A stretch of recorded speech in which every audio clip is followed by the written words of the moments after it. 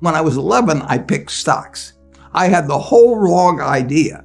I was interested in watching stocks, and I thought stocks were things that went up and down, and I charted them. I read books on technical analysis. I read Edwards and McGee, I think that was the classic then, hundreds and hundreds of pages. And I read that whole thing over and over again. I read everything. And I thought, the first 8 years, I thought the important thing was to predict what a stock would do and predict the stock market. And then I read Ben Graham, when I was 19 or 20. And I realized that I was doing it exactly the wrong way, but it didn't hurt that I had that background and everything. And I rejiggered my mind, and when I read the book, The Intelligent Investor, from that point, I never bought another stock. I bought businesses that happened to be publicly traded, but I became an owner of a business, and I did not care whether a stock went up or down the next day or the next week or the next month or the next year, and I didn't have any idea what it would do. I didn't know what the stock market would do, but I knew businesses.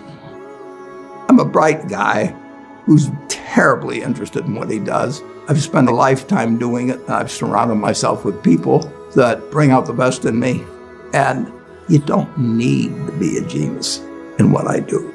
That's the good thing about it. If I went into physics, a whole lot of other subjects, I'd be an also-ran. But I am in a game that you probably need 120 points of IQ, But 170 doesn't do any better than 120. It may do worse, probably do worse, but you don't really need brains.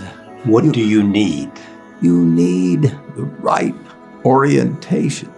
90% of the people, I'm pulling the figure out of the air, but 90% of the people that buy stocks don't think of them the right way. They think about something that they hope goes up next week. And they think about the market as something they hope goes up. And if it's down, they feel worse. I feel better. And you think about? I think about what the company's going to be worth 10 or 20 years from now. And I hope it goes down when I buy it, because I'll buy more. I try to keep my competitive spirit in a game where I can win. I do know this. When I want to do something, I always want to do it big. I put my whole net worth in City Service Preferred, $114.75. And I've never, since that day, March 11th, 1942, I have never had less than 80% of my money in American business. You can call them stocks. Or equities. But I see them as American business.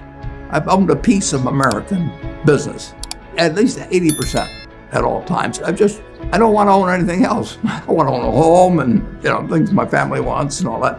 But owning 5 homes doesn't mean anything to me, because I'm going to be happy in one home, and there's a certain amount of things that go wrong with everything. And if I got 2 homes, I know I've got more problems and I don't have more happiness. What brings you the happiness?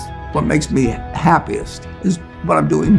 I enjoy 2 things about it.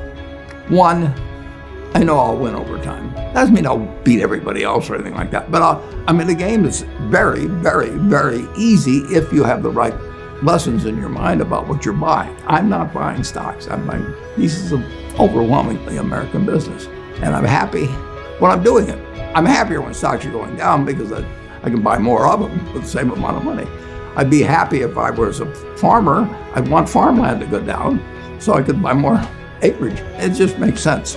I'll tell you the second thing I really like. I like being trusted by people.